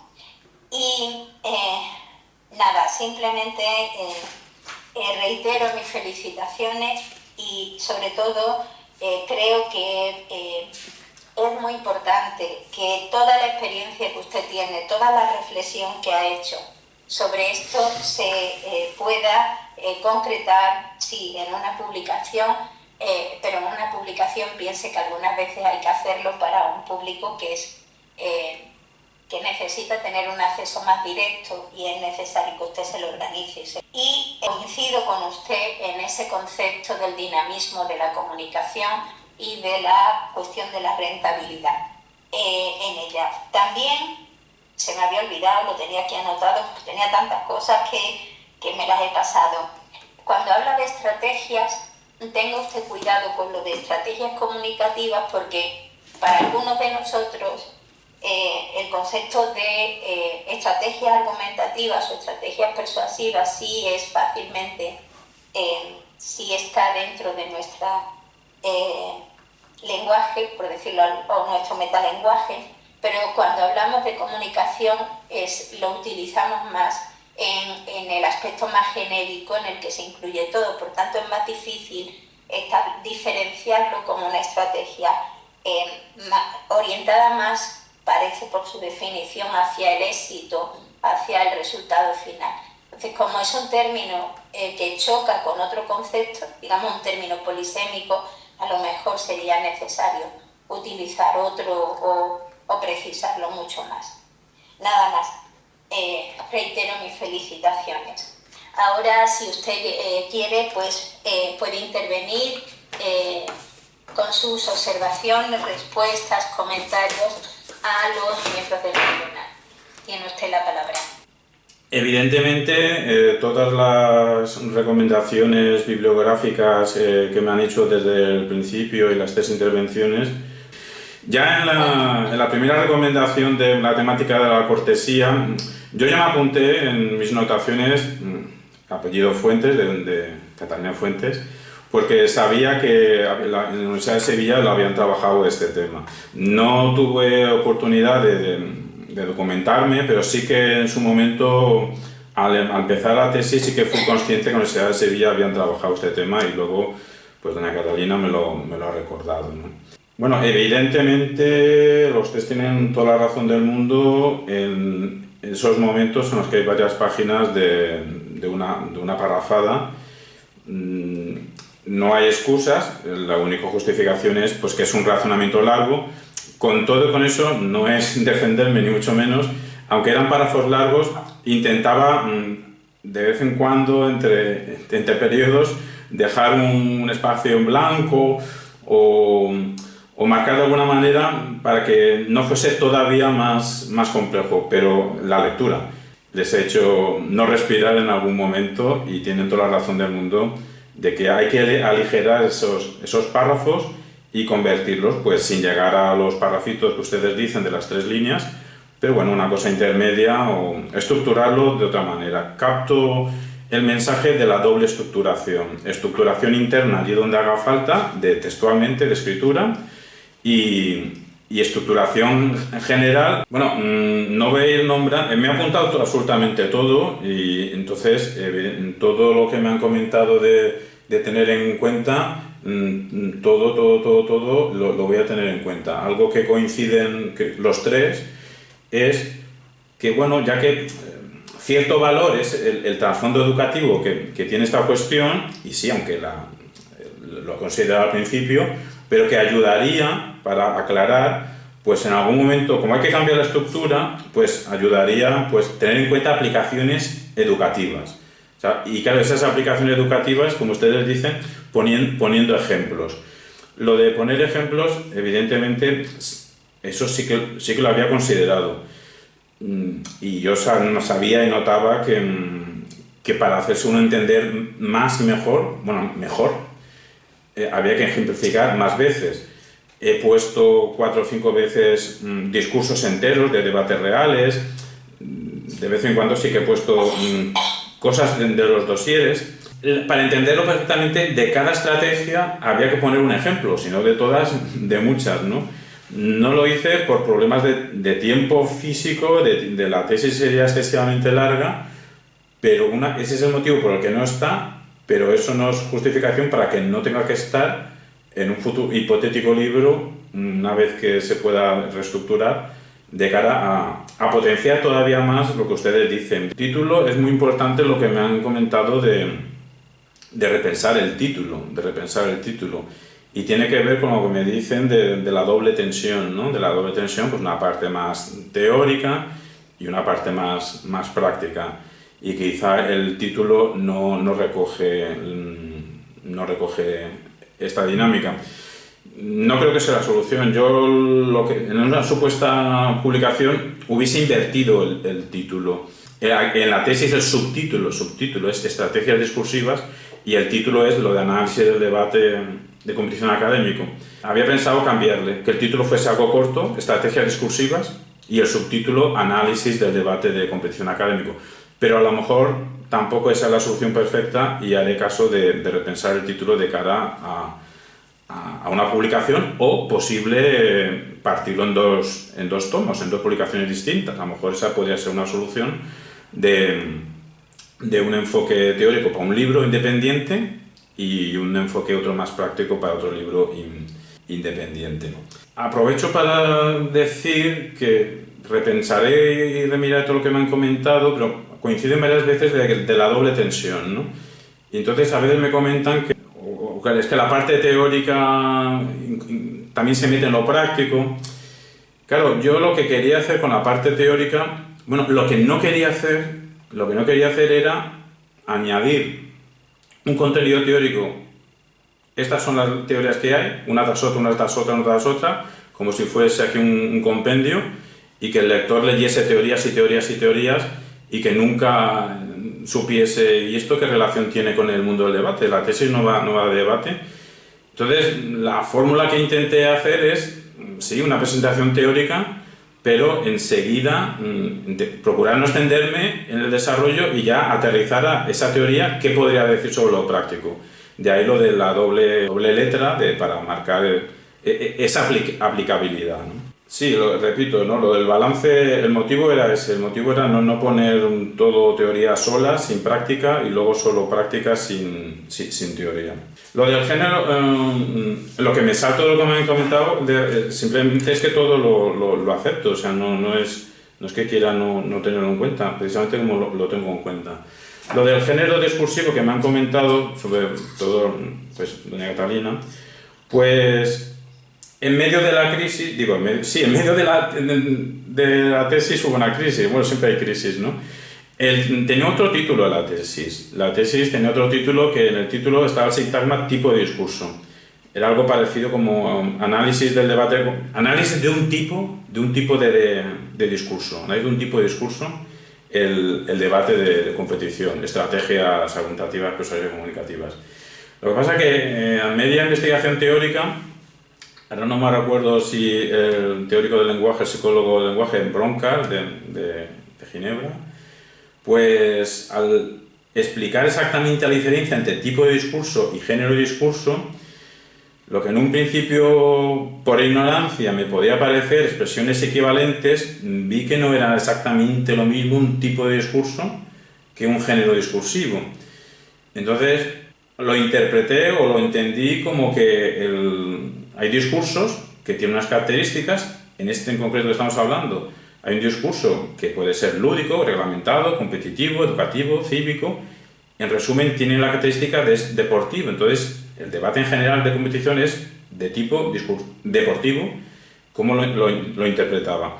Pero los discursos, aparte de ser de cierta manera, de ahí viene el tipo, el discurso se puede presentar de ciertas maneras. Entonces, un discurso deportivo se puede presentar pues bajo el modelo de Naciones Unidas, los modelos MUN. En todo el mundo se organizan modelos de Naciones Unidas, son simulacros de Naciones Unidas. Otra manera de presentarse los debates deportivos son imitación del modelo del Parlamento Europeo, simulacros de modelo del Parlamento Europeo. Y luego otra manera de presentarse los debates es la confrontación entre 2 o 4 equipos, pero siempre una postura a favor y una postura en contra. Existe lo que se llama debate parlamentario, que hay a favor y en contra, pero hay 2 equipos, 2 parejas a favor y 2 parejas en contra, y el académico nuestro, que es 2 equipos más o menos de 4 personas. Entonces, una manera de presentarse ese tipo de deportivo, una, entre otras, como el modelo de Naciones Unidas, el modelo del Parlamento Europeo, una es la competición entre blanco y negro a favor y en contra. Y dentro de ese género discursivo, que sería el debate de competición, pero me ha sido súper útil lo que usted me ha comentado, Catalina, que creo que ha comentado el sintagma práctica discursiva, si no me equivoco. Creo que ha dicho práctica discursiva y entonces me ha dado la luz, porque entonces toda esta dificultad, menos que yo veía, que no es exactamente lo mismo, creo que no es exactamente lo mismo, un tipo de discurso con un género de discurso no es exactamente lo mismo, se me aclara si al debate académico, en vez de llamarlo subgénero discursivo, como lo interpreto, aunque tuviese razón, pero si lo llamo práctica discursiva, puede que eso sea más claro y no meternos en líos conceptuales que están bien cuando tienen razón de ser, pero si no tienen o no tienen tanta razón de ser, pues pueden confundir al lector. Y muy interesante también lo que usted me ha dicho, que sí, yo lo reflejo en la tesis, pero tiene usted razón de que hay que lo que se vea visualmente, ¿no? Lo del el doble esquema comunicativo, porque el que debate contra el otro equipo, pero claro, debate ante los jueces, ¿no?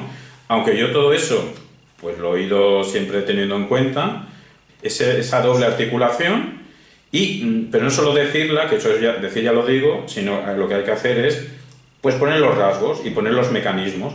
Y hablando de los mecanismos, pues tiene usted razón de que indirectamente se hará, pero hay que hacerlo explícitamente, de diferenciar exactamente qué es una técnica o qué es un recurso, diferenciar técnica de táctica de estrategia.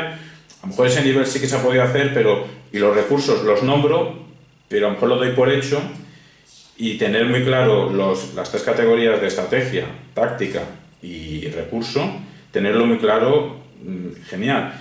Y más genial sería todavía lo que me dicen de que haga una tabla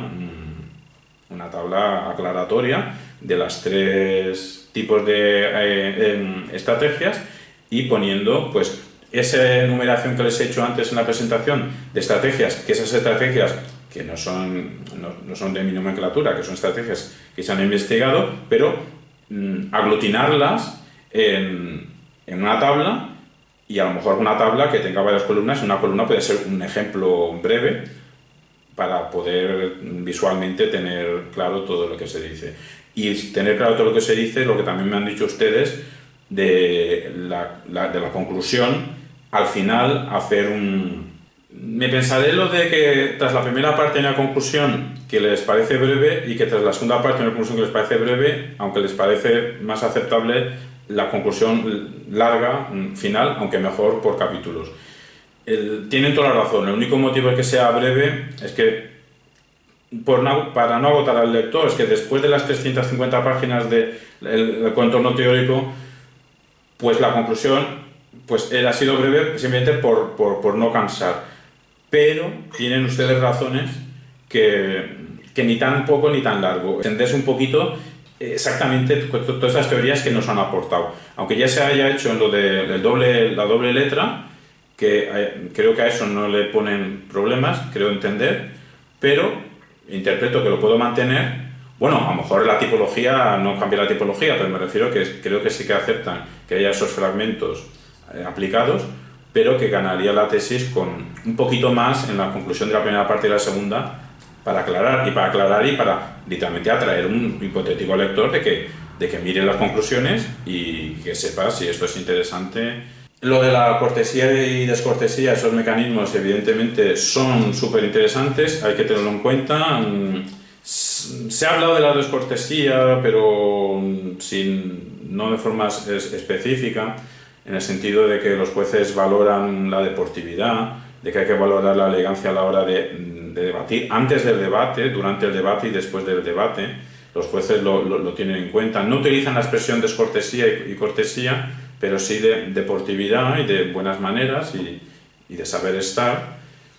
Y todo lo que implica la cortesía por un lado, pero cortesía, doble cortesía. Cortesía, como hay dos niveles de comunicación, como ustedes dicen, bueno, que es así, ante los rivales y ante los jueces, pues a lo mejor de forma no explícita lo he comentado, pero habría que en un momento dado de la tesis añadir un apartado sobre cortesía y descortesía. Y en el mundo teórico, pues hay teóricos que las estrategias no lo utilizan. Incluso usted me ha recordado que, bueno, que ustedes coinciden conmigo de que sí que el debate tiene un componente estratégico principal, porque es que lo tiene los intercambios lingüísticos, pero usted me ha recordado que no todo el mundo, no todos los teóricos, no todos los analistas del discurso coinciden en que lo principal o uno de los rasgos principales del intercambio lingüístico sea lo estratégico. Y entonces, aunque eso había que aclararlo mejor. Perdona, Javier, si te estás refiriendo a mi intervención, a lo mejor me he equivocado yo al decírtelo. Mi duda estaba con el término comunicativa. Estrategias comunicativas, no con el término estratégico. Vale, solo para el acceso. Solo para la cuestión de las comunicativas. Vale. Porque el objetivo comunicativo o el fin comunicativo se considera, digamos, más amplio e incluye lo persuasivo e incluye lo argumentativo. Por eso lo digo.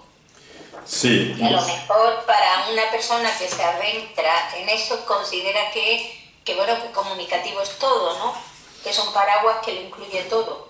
Y que si vas a diferenciar tres tipos de estrategias, a lo mejor habría que o precisarlo o poner otro término para comunicativo. Porque en sí es un término más ambiguo. Sobre todo en análisis del discurso, digo. Sí. Solo eso.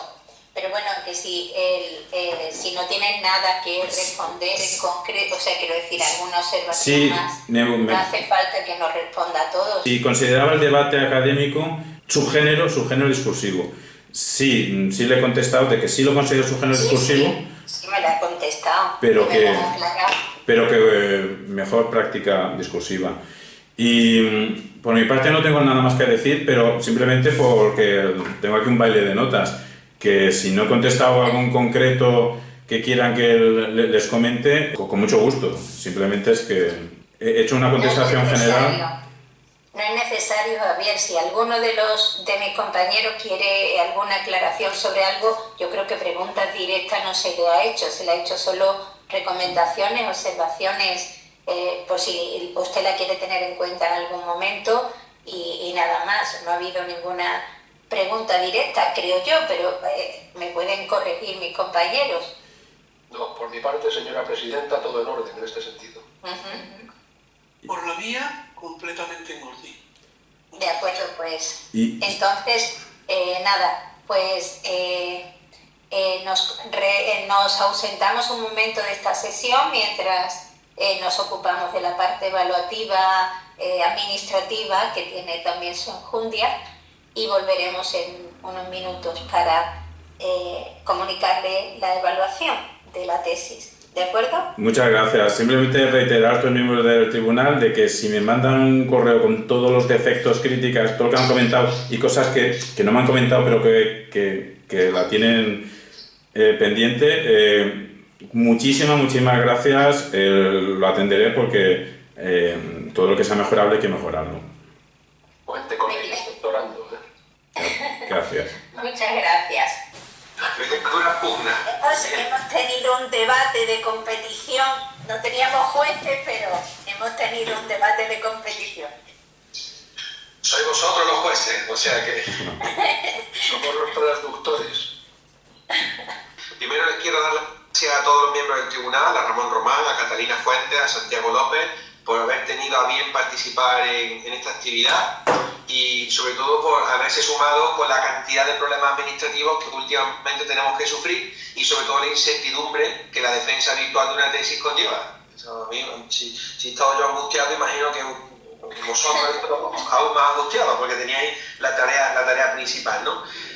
Me gustaría hacer una serie de comentarios.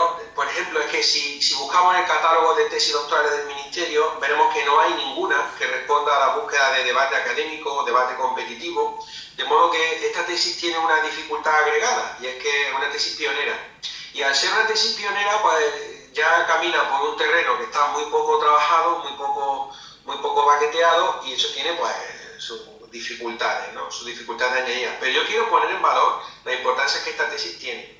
Entre otras cosas porque el aumento de la presencia de las actividades de debate en todos los niveles del sistema educativo es obvio en los últimos años. Como recordaba Ramón Román antes, esto empezó aquí en España en el año 2000, tiene una fecha concreta de inicio, pero no parece que tenga fin. Además responde a una serie de casi necesidades que el sistema educativo tiene que resolver. En el año 2012, en la London School of Economics, los principales investigadores del ámbito laboral del mundo entero se reunieron para tratar de dirimir cuáles van a ser las competencias básicas que requerían los trabajadores del siglo XXI. Y llegaron a la conclusión, curiosa, desde mi punto de vista, que son tres las competencias básicas. La primera es un dominio básico de matemáticas y estadística. La segunda, un conocimiento elemental del inglés. Y la tercera es ser capaces de defender un argumento. Y el problema con esta tercera competencia básica, ser capaces de defender un argumento, es que en España no se trabaja.